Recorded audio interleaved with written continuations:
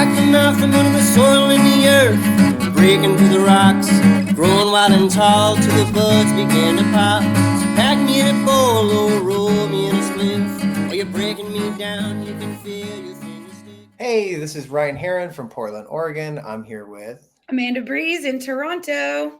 and we're here to talk about all the fun stuff around or about one of our favorite plants, cannabis. And today we're here. It's a fun episode. We're talking about cannabis spirits in all sorts of forms and flavors and that sort of thing.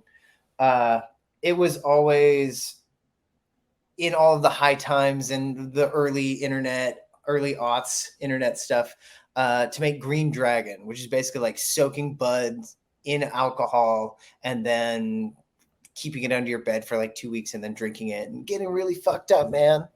What do you think, Amanda? Did you ever try any of that? You know, it's funny because like at first it was a no, but actually a lot of memories are coming flooding back all of a sudden. So the answer is a resounding yes. I have definitely done that. I don't think I would do it again. Yeah, I think it's a really good way to just get what is it?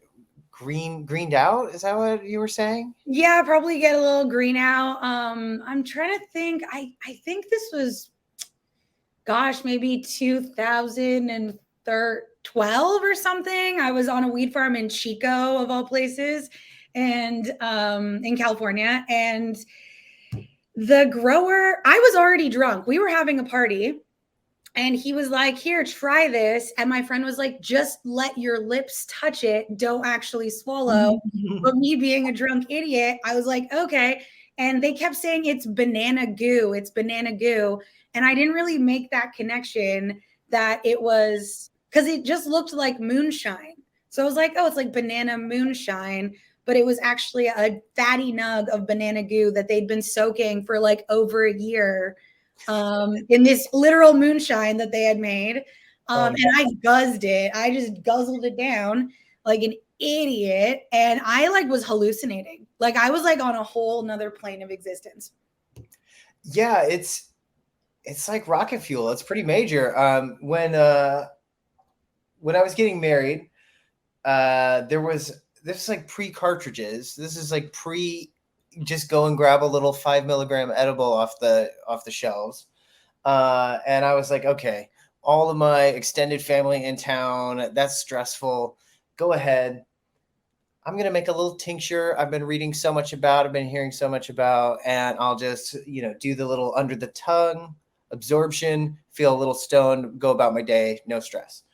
So I took Everclear, which is readily available here in Oregon, and I made that. And it was so potent. A couple of drops under your tongue would not only completely mellow you out, make you a little stoned even, nearly instantly, I think like 15 or 20 seconds.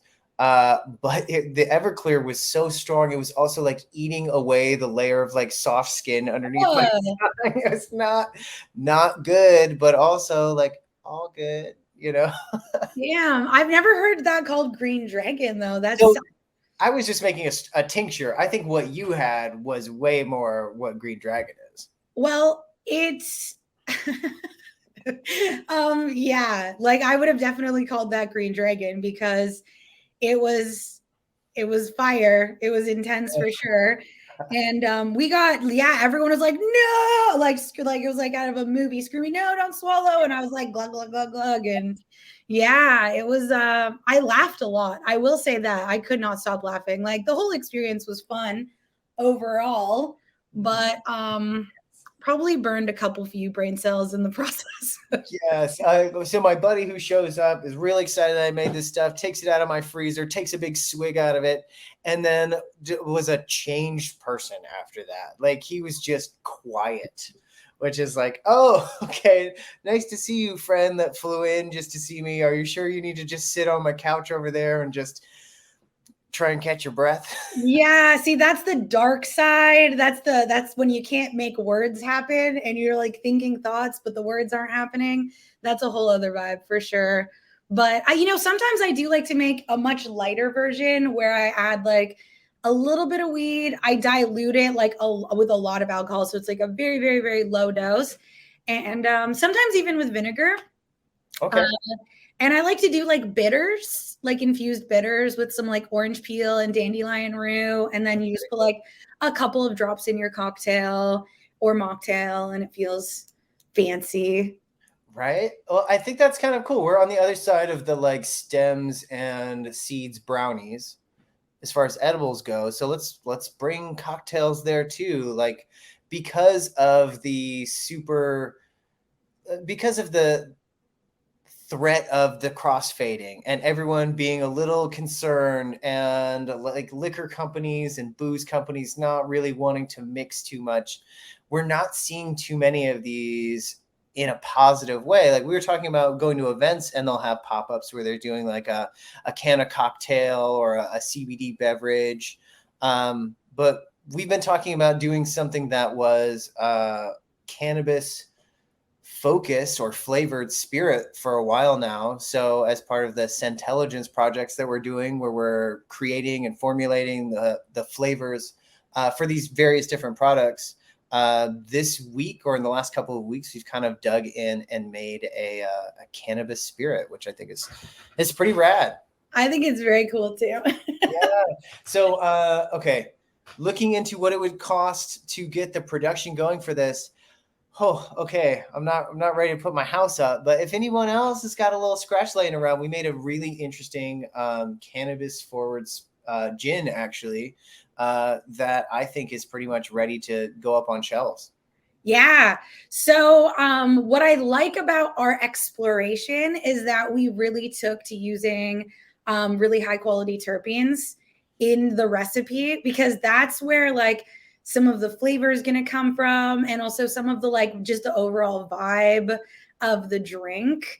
And I have been seeing, terpene forward cocktails around, but mocktails mostly are really, I wouldn't even call them mocktail. They're just drinks at that point, like non-alcoholic drinks. Yeah. We can call them no proof cocktails. They don't have alcohol. I think they do affect your mood, which is what you want. A good when you're imbibing something like in a group, in a social setting, a lot of times it's nice to have that little mood shift, even if there's no alcohol. Yes. But I found like the few times I've been to events where they're doing these terp cocktails, sometimes I find them to be like a little bit too aggressively flavored.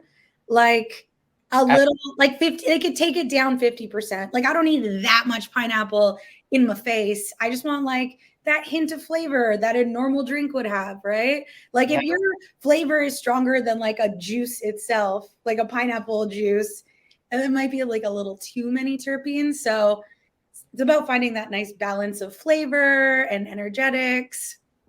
Yeah, absolutely. Right. Using that as an example, there was actually there's no way they're still around. So I feel fine talking shit about them. I don't even remember the name of the brand, but anyone in Oregon who worked in dispensaries or just visited them a lot, I'm sure saw these. I want to say it was like Harvest Moon or something dabs where they would take like a really low quality BHO and then just like sauce it up with some fruity flavored terpenes. So you would crack it and be like, this doesn't look that great, but it smells like a Jarritos. And it was gross. It never tasted good. It tasted soapy. I don't think that amount of flavoring is ever going to result in like a good quality product. So yeah, I don't think they got away with that for very long. It sounds about right. So, reading about this project, there's a couple things to call something gin. And I'm like, okay, Hendrix is cucumber, and other, I really like Bombay a lot. They use juniper. And so, and 13 other spirits or botanicals, excuse me. So in my mind, okay, cool. Gin is just some neutral spirit that's been flavored with some stuff. Easy. But reading into it, it's like a pretty specific classification. The primary taste or aroma in it needs to be juniper. So I felt like that was a good starting point for us. And just reading about the history of gin is pretty interesting. It all started as neutral spirits, mostly in London. They were making a lot of basically vodka from grain, and it's okay, but it's not that interesting. It wasn't pulling people away from drinking wine or brandy, which were like much more interesting and elegant to them. But then monks started adding juniper, and they're like, hey, this stuff tastes pretty good. It's lively. Because of technological advances with the still, it doesn't have to get super hot and taste soapy. Like we can kind of go chill with some neutral spirits and just add a little flavor, add a little coriander, some orange. And gin started to become really popular, particularly dry gin, which does not include any sweeteners or sugar. And that's all that means. And people in England noticed that this was becoming a popular spirit and said, hey, if we tax the hell out of everything else, people will kind of be forced to buy these local spirits. And it completely worked. And so distilleries started popping up all over the country and produced a lot of competition in flavor and fragrance and technology for pushing these things. But all that said, we're still making gin in relatively the same way, taking a neutral spirit from grain, mostly vodka, adding some other flavoring notes that are typically all natural, and then distilling that again with the flavors in it, or just saying, great, we've added these flavors, we've homogenized it so it's ready to go, and we're popping it in a bottle. So we did as close as that as we could without actually distilling anything. Yes. That's actually, wow, that's a really cool history there. I watch YouTube. Wow, I didn't know about the monks. I feel like monks come up with the best shit. Yeah. You know what? Because they have time to sit and think about this stuff. Like everyone else is like, fuck it. I don't know. Rutabagas, let's go. And the monks are like, wait a minute. Yeah. Juniper is nice. That's cool. I mean, it made me think of, have you ever heard of Buckfast? No. Okay, so Buckfast is a tonic wine that you can buy in, I think, most of the UK and Scotland. When I was in Scotland, that's what everyone was drinking because it's very affordable and it's a very, very high alcohol percentage. But it is also brewed by monks. And the whole thing is they're like, brewed by monks, drank by punks, because it gets you really messed up because it's so high in alcohol. And it's a tonic, right? So it's like good for you. So that confirms that gin is probably also very good for you. I like that. Yeah. The list of ailments that gin was good for, produced by some doctor of the English countryside, is as long as the list of ailments that you could come up with if you were just sitting there. It was like headaches, toothaches, stomach uneasiness, childbirth. You know, gin was like prescribed for all of these things. Yeah. And, a hell of a tonic it is, right? That's cool. Speaking of tonic, I think that's kind of what we were going for. We sat down, we made a whole mood board. We thought about what we wanted this, what sort of tone we wanted this drink to have, and mixing it with tonic or soda was really high on my list because that's basically how I drink gin. And so I really wanted to go for something that was like super fresh and light and fruity. I thought that we were going to end up with something that was citrusy and cucumber. I think we originally were thinking sour tangy was kind of the profile we were going for, where it had that funk, that the real cannabis, like earthiness, and then also like a lot of citrusy top note. But that's not at all where we finished at. I don't know. You want to talk about that a little bit? I mean, it was kind of unexpected because we both have like this stunning collection of terpenes from Abstracts. We're going through them all, over the internet. Because of course I'm in Portland. I mean, you're in Portland and I'm in Toronto. In the summer. Yeah, this is true. Okay. So, we're in different places where we're smelling, and because we're always, so smell focused, it was, smelling the sour tange and smelling the cucumber was like, oh yeah, this is going to be the direction. This is great. But then once you start tasting them and mixing them together, the dynamic completely changes. So it was really unexpected that we ended up moving into a more melon category when we definitely were leaning towards this earthy, sour tangy vibe with the gin, which sounds delicious and given some finessing, I'm sure would be excellent. But in the end, we really found some terpenes that shined in with the gin. Yeah, it was kind of funny because it's Amanda and I. This whole podcast is about cannabis. The Scentelligence project is about flavor and aroma, and cannabis.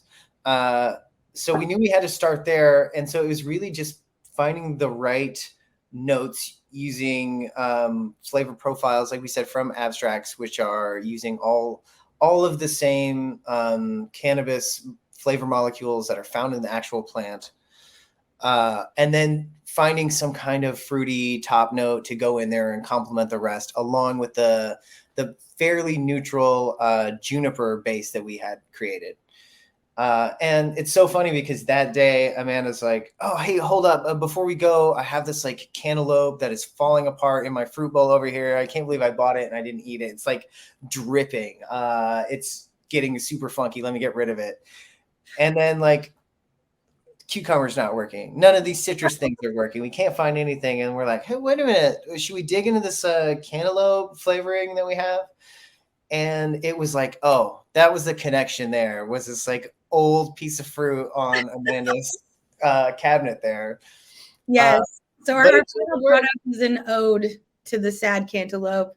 R.I.P. Yeah, right. Well, and melon flavor is always something I really appreciate in cannabis. Slimer,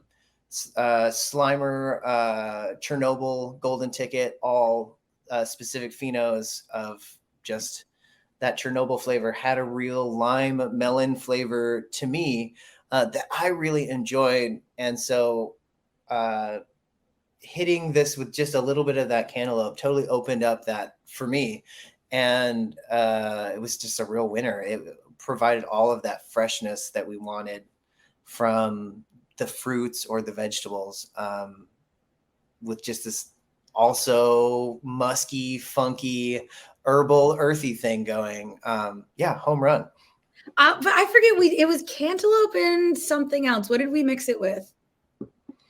I will have to check my. Because we had a second ingredient. The cannabis profile that we're using is SFV-OG. Right, it was the OG. Yes. Okay, yeah, that's where the earthy came from. I'm having a bit of a stoner morning today, so. No, you're allowed to. I actually have some mixed up in the other room. I might go and have a little tonic here in a moment and see how lively I get, right? This is where we insert the fizzing sounds and bottle popping. Oh, hey, it's all there.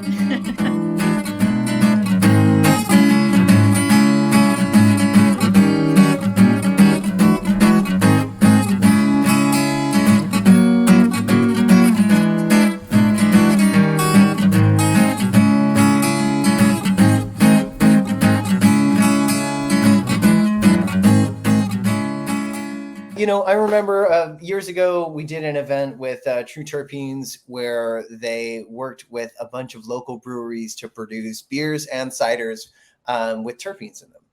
And some people did go way overboard and heavy-handed, and you would pour a beer or an IPA, and you would just get that like crazy nose, and it smelled almost soapy, and it didn't taste super great because of the same reason. It was just like overwhelming to the senses. And then other people just nailed it, and you would get something where there was just like a hint of cherry, and then you'd say, "Oh, actually, that's not cherry. That's like Charlotte's Web," and with added CBD and stuff in it. It was really fun, and it was a private event, so you could kind of do anything you wanted. And I will say, I was just tasting things, little 2-ounce pours or whatever the taster glass was. Not really going to town. It was a work event, so I knew, hey, let's keep it easy. I'm not allowed to like go off the chain here. But walking to go get food after that, I had to walk like 5 blocks, and I could absolutely feel the effect of both the alcohol and the terpenes. I think I lit up a little joint on the walk. So the combination of everything there was just like, pow. It was really an explosive sensory event. So I'm kind of hoping that we can get there too with these kind of cocktails and drinks that are being distilled and brewed. Plus, there's so many amazing high quality terpenes on the market right now. Everything from, like we said, just like cantaloupe, which is like the essence as fuck. It was like cantaloupe as fuck. And then you go into the more cannabis flavored strain flavors and stuff like that, and the flavor really comes through. So with all of these options, it's ready. It's time for people to start mixing these together. And the SFBOG and cantaloupe combo was outstanding. Like just those two together. And I think part of what made our mix successful was that we didn't overdo any of them. It was just a few drops of each into the mix, and that's really how it brought out those flavors without giving you that like aggressive, I don't know what to call it, like terpene liquid flavor. Yeah. I mean, I've heard a lot of people call it terp burps before, where it's so aggressive that that's like the flavor that's like lingering in your mouth. It's just you're still experiencing those aromatics as you're like digesting and consuming the food. So the terps are still like existing in your whole olfactory. It's way too much. Yeah. And with the advances now where they have water soluble profiles, so it's way easier to brew a beer that has like a note of Pineapple Express. In fact, I think if you go and look in any bottle shop, you're going to see them using cannabis profiles, cannabis terps, cannabis iconography somewhere on these cans, because A, hop is like a close cousin of cannabis, and B, the people who are really into craft beer also love to spark one up. Yeah. Actually, in an upcoming episode, we are going to be talking about hops and the cannabis family. So let's put a pin in that. We're coming back to the botany of things very soon. And Yes. that will be very enlightening as to why the families work so well together. Yeah. And I think that we have only just like scratched the surface with combining hops and cannabis. I don't know if you can smoke hops. I have not tried it, but I can tell you, I think I would not mind a tiny little bit of herbaceous, citrusy hops sprinkled into a joint. At least in my mind, that sounds good. If anyone has tried it, hit me up and let me know how bad of an idea it is. You know, I'm racking my brain to think if I've ever heard or seen of anyone do that. And I think not. Maybe we need to do a little experimentation. Okay. Coming up next week, Hops. Brian lost his voice from smoking too many hops. I mean, sometimes you just need to try a little puff. It was the same when I was in West Virginia with the THCO. The same when I was in the Carolinas when spice was a thing 10 years ago. Sometimes you just have to take a little puff for science, you know? You know, I have attempted to smoke a banana peel. I don't know how successful it was, but, you know, I at least tried. I've definitely tried that too. It was not successful. And that's a great throwback to high school. Yes, I love that. You know what? I was kind of proud of myself the other day. I was sort of thinking about the old days, and I have never smoked out of a pop can or soda can. And so I'm like, hey, you know what? I at least missed out on that, or knew early on that was a bad idea. That's really funny. I've been seeing a lot of posts on social media lately about like how people smoked like quote unquote back in the day. Oh, yeah. And bucket bongs are making a comeback. Buckies, Oh, yeah. waterfalls, Buckies, the whole nine. I even saw a whole post the other day about hash knives. And I had a moment where I realized like my stovetop is one of those new flat tops, right? Like I don't know what they're called exactly, but it's like you just push the button and it heats up. It doesn't have the elements, you know? Right. Yeah. So yeah, I could not do hot knives here. And most people have the same stovetop. So in a way, it's like somewhat retired of a style of smoking, but hot knives were like how I lived for a long time. Yeah, well, no, you just get your dab torch, you know, get a blazer, get a really nice like $300 torch, and then just burn up some Goodwill knives with it, like we used to do back in the day. I feel like the hash that I must have been getting my hands on back in the day must have just been like a joke. Well, that's why you had to breathe in, the metal at the same time. Oh, yes. And then, I mean, dabs through the ages. I think the first quote unquote modern dab that was given to me was at a Craigslist dealer's house. Oh, He was flipping a slab of BHO on a reptile mat in the corner of his kitchen and was like, "Hey, man, can I get you a dab?" And I had to be like, "I have no clue. I've heard of this in whispers. Let's do this." Right. And some red hot titanium and me coughing my lungs out later. I was like, "Oh, I get it. Wow. This guy's a genius." yeah, that's really fun. I remember my first dab too. Shit, it was okay. I'm trying to like even put a time. I have a very warped. My sense of time is pretty bad. Oh yeah, you're talking to the king of that. Yeah, so I'll be like, it was 5 years ago. It was literally yesterday. But no, this was probably at least 10 years ago, if not more. And it was a tent that popped up in a parking lot, and it was a dab party. And I didn't really know what it was, but my brother was like, "Hey, it's like a weed thing. You can smoke weed for free. I got a free ticket." So I was like, "Okay." So we go, and it was like maybe 15 or 20 tables, and at each table was like a huge dab rig and a person who had like a company that was making them, and you would go to each table and get your ticket stamped so you could go to each spot. So the idea was to go to like 15 tables. That was the whole point, and do dabs at all these tables. And I was like, okay, this will be great. And like the first one, I walk up to it and they're like, "Okay, like what kind of dab do you want?" And I'm like, what do you mean? What does that mean? I don't know. I don't even know what this is. Like, and she's like, "Okay, I'll just give you a small one for now. Like, it's cool." And I'm like, "Okay." And yeah, I think I made it to 3 tables. Like, that is not how many dabs can you take in like 2 hours? I was bobbing around, but after the first one, I was like, I think I'm good. I think I'm done. It does get a little extreme. I think if I smoke a joint, I'm much more stoned than if I do a generous dab. And that's where that's where I'm at. I'm like, cool, right? If I smoke 5 joints, that might take like an hour and a half. There's a bunch of people there. I'm in a social setting. It's all weed folks. We're just smoking the whole time. I'll get manageably stoned. If we sit there and I do like 9 dabs back to back, I'm out. Somebody needs to call an Uber for me and put a taco in my pocket on the way out and be like, "I hope you get home, man." Yeah, that's how it goes. That's why I feel like I almost need to like bring up the tolerance before you go to some of these parties. Like, I need to like prepare to be higher than normal in those situations, because I'm like a lonely stoner. I like to like sit at home at night, get uncomfortably high, and then go to bed. So you gotta like almost train sometimes for these events. Yeah, no, I have found I bring my own weed, and then I'm like, take my time rolling a joint, go and talk to some people who have their own thing going, casually smoke.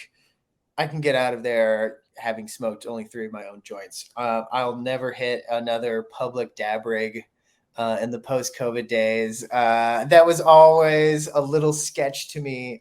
So now I'm like, oh, that's a cool thing to just be like, well, I don't need that anymore. Yeah, definitely.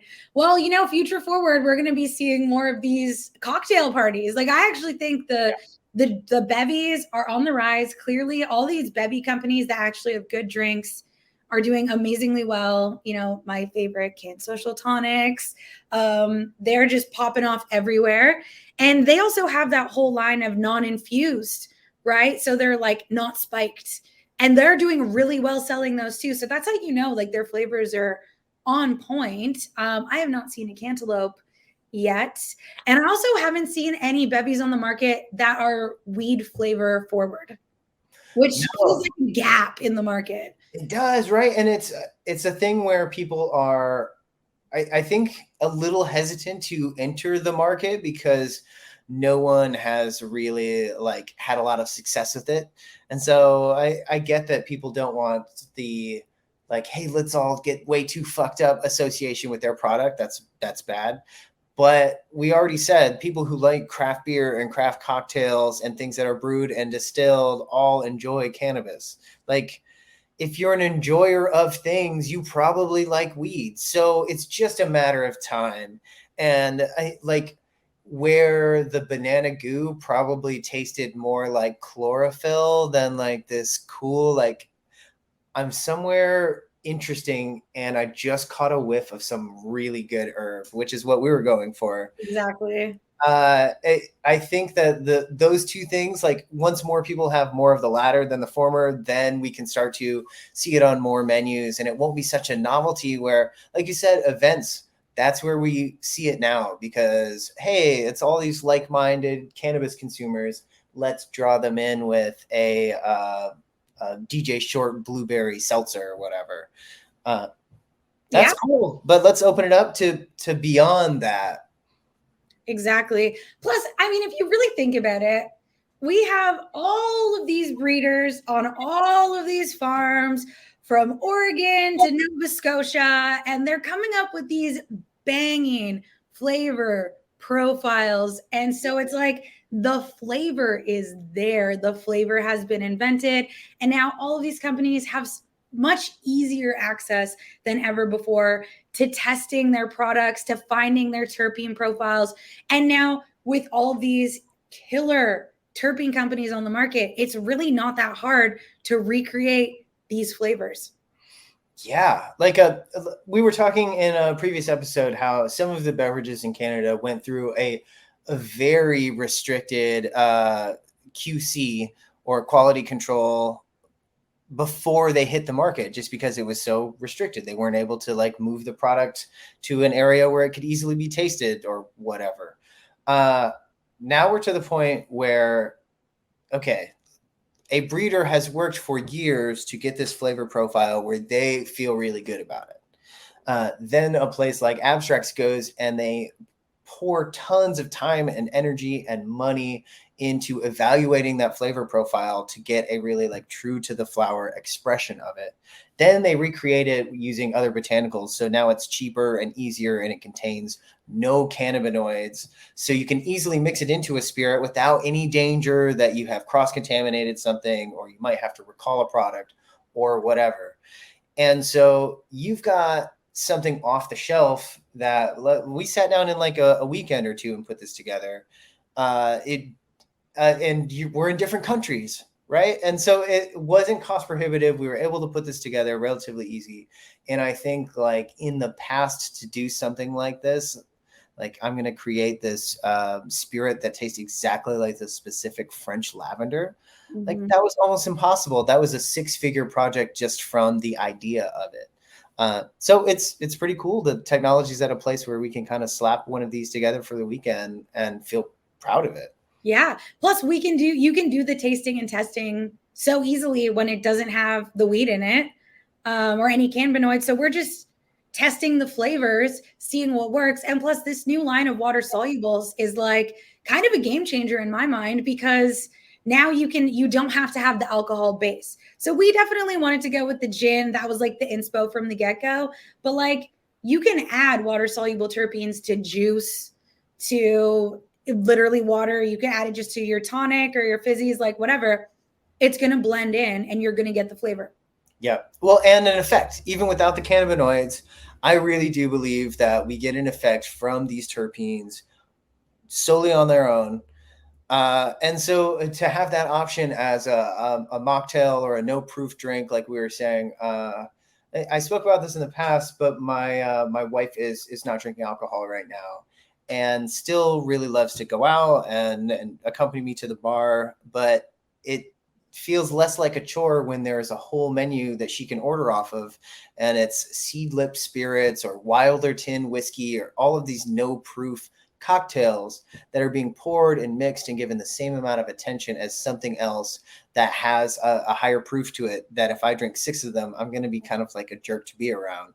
But we can sip on these no proof alcohol or no proof drinks, mix them in. She can have that. I can have a classic gin and tonic, and nobody feels like they're having to compromise. Yeah. Well, I do remember a few years ago when lavender sodas and flavored sodas started coming out on the market. And that to me was like, those are like nice grown-up flavors. Like, of course you can have like a Coke but so can a 6-year-old, you know, like I think it's more exciting to have these like, I don't want to call them like grown-up flavors, but like a little more sophistication. Yeah, they're drier, they're more complex, they're more sophisticated, they're spicy, or they have nootropics, things that I wouldn't want to give to a kid. Yes, I love that. That is exactly what I'm saying. Like having some of these exciting flavors out, and I want to see more, because to me, okay, lavender soda 10 years ago, that was cool as fuck. But now it's like, well, what's next? You know? And so I see a lot of the same flavor profiles in many beverages. As also a non-drinker, I'm always looking for tasty bevvies. And like, I mean, even the canned social tonic. Okay, so they have like a cardamom and orange. It's pretty good. I like all their flavors.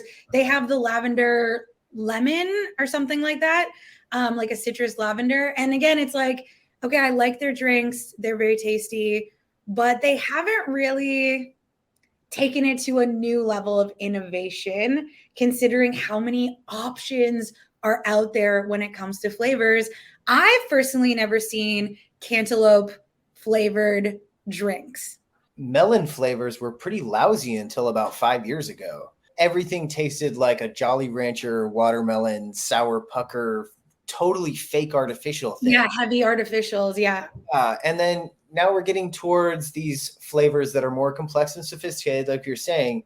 So you get that the sweet kind of like it could be candy flavor of the melon, along with that super freshness where it almost smells dewy, and then that also funk. Like one of the other flavors that we did get from Abstracts that we're smelling is the mango sunrise, I believe they call it. Mm. And undiluted, you get that full candy, juicy mango alongside a like almost overripe, rotten funk that is really bracing at first. And then you're like, oh, I kind of like it.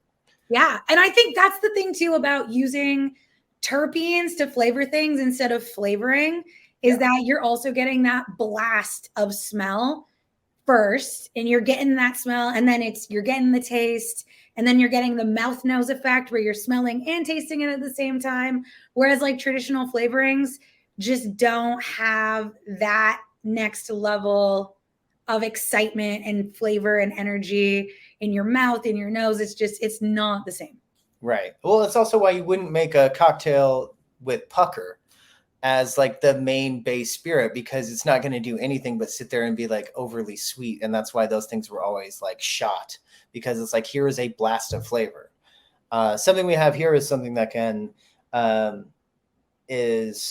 catches your attention when you first put your nose to it, and then keeps it because there's more to it. There's depth, and then as it dilutes, it's changing, and there's a lot going on. And I don't expect that from something that is just banana flavored. Yeah, I'm generally also not a fan of banana because it's so artificial. Like there's just some flavors that just don't hit. So one of my favorite strains of all time is Oregon grape. And something about the Oregon grape being so grape, like it smells like a grape, it tastes so fruity. Like Oregon grape is definitely one of my top 5 strains of all time. It's so good, and it still has that earth, like it's weed, so when you smell it and taste it, it always has that weed flavor coming back at you. And it still has that artificial but vineyard. I don't know. It's encompassing every possible smell of grape you can think of. It's like the definition of a grape, except it's weed. And that blows my mind every time. And it's just so freaking good. And when you walk past it in the garden, it smells like you're in a freaking vineyard. Like I'm just obsessed with this strain. So for me, like I would love to see Oregon grape as like a featured strain terpene profile. I think across the board, there tends to be some standard ones that have popularized, which is fair. They've all earned their place. Oregon grape is a little more on the DL when it comes to strains. And I'm thinking, what's the other one? Like a lavender OG. I've seen a few lavender strains. around, and Yeah. they don't quite come close. You know, you're not smelling it and thinking, oh, I'm in a field of lavender, which the grape gives you. You feel like you're in a whole Yeah. field. Well, same with the Violet Delight. Smelling that is like smelling violets, like smelling violet candy. Oh, I love that. It's wild. I wish it wasn't such a low tester and was more easily available to me. It's just the Oregon market is so competitive right now. If it's going to be a little fun flavor, it's not going to be a throwback. It's going to be like, hey, this is some hot shit. Yeah. So much of it. Ooh, I would love to try that. I listening who has that Violet Delight cut. I mean, give me a shot. I'll get it in production somewhere. Well, great. I mean, I think that we tore into our project today. That should be going up on the Scentelligence site. So go over there, scentelligenceprojects.com. Incense is still sold out. Amanda's talking about possibly making another batch for us. We'll see. Yes. The gin, like we were saying, we can't easily just put that on the website. We've given you the start of the recipe. Anybody who wants to recreate it, go ahead and email us. Anyone who's local and wants to tip one back with me, give me a shout. Like, well, I'll put together a tasting experience for us. That sounds fun. Invite me. Yeah, Amanda, you're always invited. That's about it. Hey, go rank us, give us 5 stars. If you stuck around this long, we're definitely worth it. And you know where to find us. We're on the things. We don't need to do a long end of the podcast today. That's true. But I will say, anyone listening, make sure to vote for our podcast for Best Cannabis Influencer Podcast at canexpo.ca, I think. Yes. Because we are one of 5 finalists. Go on our Instagram stories and just click on the thing. I'm trying to put it up there as often as I can because check it out, guys. Nobody's voting for podcasts every day. So if we are, we'll just win this thing. And we want that. We want to be able to say, listen to this award-winning podcast. So go give us your votes. It takes 10 seconds. Scroll to the bottom, enter your email. And great. Hey, we appreciate you listening, and we will be around next week to talk more fun stuff about our favorite plant. Said no matter what kind of pain and anguish life may bring you, oh, smoke it up, hold it down, and don't ever stop. Well, you can always find your smoking spot. Yeah, you can always find your smoking spot.